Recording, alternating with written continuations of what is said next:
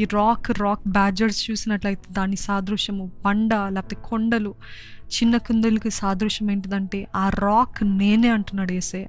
ఆ రాక్ నేనే, ఆ బండ, ఆ కొండ నేనే, ఆ ఆశ్రయదుర్గం, ఆ దాగు స్థలము నేనే. అందుకని మత్తయి సువార్త 7వ అధ్యాయంలో 24వ వచనంలో ఉంటుంది, నా మాటలు విని వాటి చొప్పున చేయు ప్రతివాడు బండ మీద తను ఇల్లు కట్టుకొనిన బుద్ధిమంతుని పోలి ఉండును.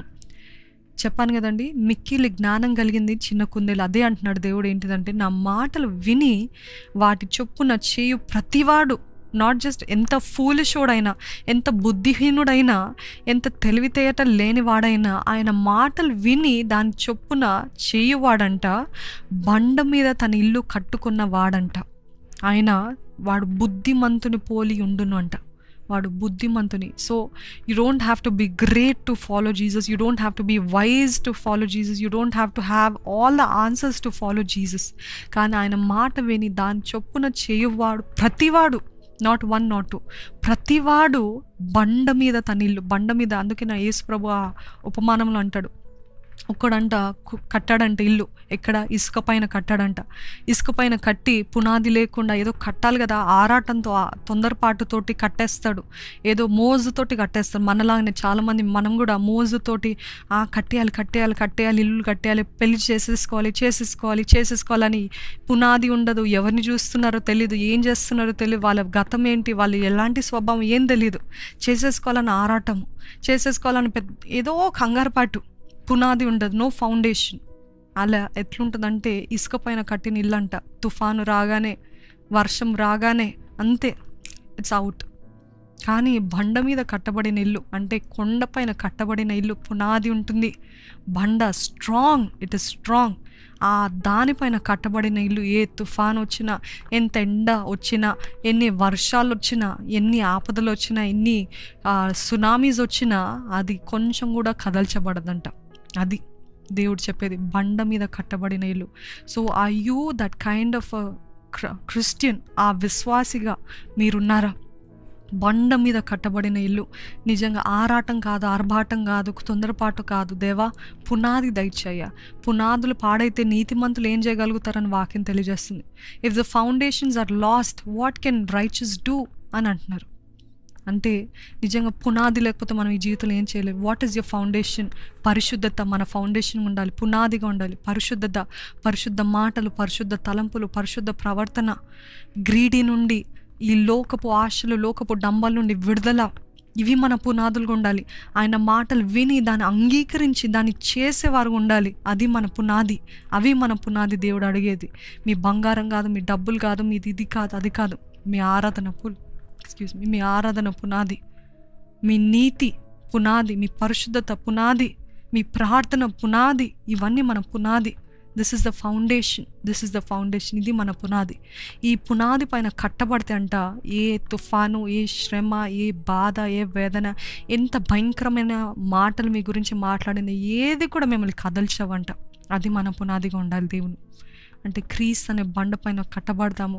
విన్న మాట ప్రతి ఒక్కటి కూడా గైకొనేవారుగా ఉందాము. చూసినట్లయితే ఈ చిన్న కుందేలు చాలా different. It doesn't have all the abilities, it doesn't have all the talents. ఈరోజు మీరు కూడా అనుకుంటున్నారేమో, నాకు తలాంతులు లేవు, నాకు ఎటువంటి నైపుణ్యత లేదు, వారు చక్కగా వాయిస్తారు, వారు చక్కగా పాడతారు, వారు చక్కగా మాట్లాడతారు, వారు ఇలాగున్నారు, వాళ్ళు అలాగున్నారు, నాకైతే స్పెషల్ ఎబిలిటీస్ అయితే ఏమీ లేదు అని అనుకుంటున్నారేమో. God has made you different. దేవుడు మిమ్మల్ని ప్రత్యేకంగా రూపించాడు. If God has made you different, embrace it. దాన్ని అంగీకరించండి, దాన్ని స్వీకరించండి. మీలో ఉన్న బలము ఏదో ఒకటి ఉంటుంది, దానిపైన పనిచేస్తూ, దానిపైన work on that. And you see ఆ బలము పైన, లేకపోతే బలహీనత పైన కూడా దేవుని అభిషేకం ఉంటే అది కూడా మన బలంగా మారుతుందంట. బలహీనతల్ని కూడా బలంగా మార్చే దేవుడు మన దేవుడు. బలహీనంగా ఉన్న వారిని దేవుడు ఇంకా ఎక్కువగా వాడుకుంటాడు. ఇప్పుడు చూసినట్లయితే I never thought I will speak, I never thought I will preach, I never thought I will Singh.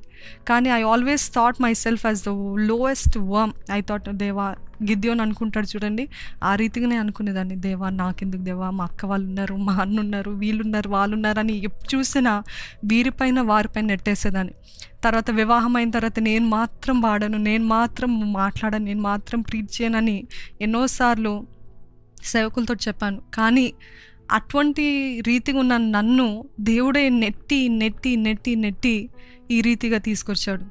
ఎందుకంటే మన బలహీనతల్లోనే ఇంకా ఆయన బలాన్ని కనపరుచుకుంటాడు.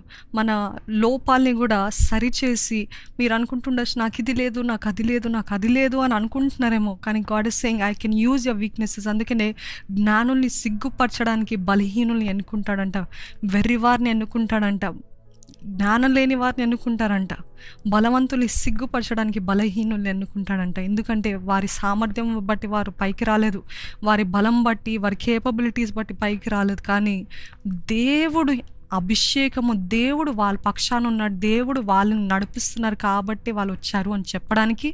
అదే రీతిగా ఎవరెవరైతే వాడబడుతున్నారు వారు కూడా దేని విషయమై అతిశయించకుండా దేవుని బట్టి అతిశయించాలని దేవుడు కావాలని he chooses the week things of the world.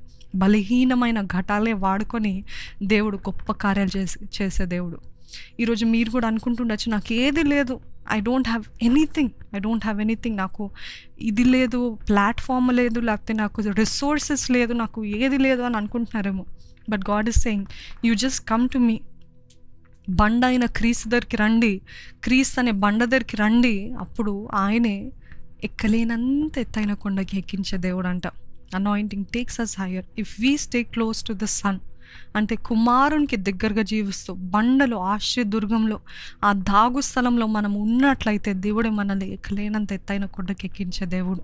ఈరోజు మీరు ప్రార్థన చేయండి. ఎటువంటి బలహీన పరిస్థితులు ఉన్నా, ఎటువంటి భయంకరమైన పరిస్థితులు ఉన్నా, నా వల్ల ఏం అవ్వట్లేదే, నేను ఎక్కడికి వెళ్ళిన ఫెయిల్యూర్ అవుతుంది, విఫలం అయిపోతుంది, నా జీవితం అంతా విఫలం అయిపోతుంది అని అనుకుంటున్నట్లయితే మీరు ఈ ప్రార్థన చేయండి. దేవా, నేను బలహీనురాలనే దేవా, కానీ నన్ను కూడా వాడుకుంటావయ్యా.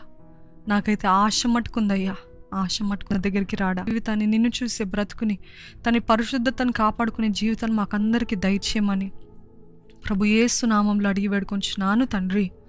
ఆమెన్.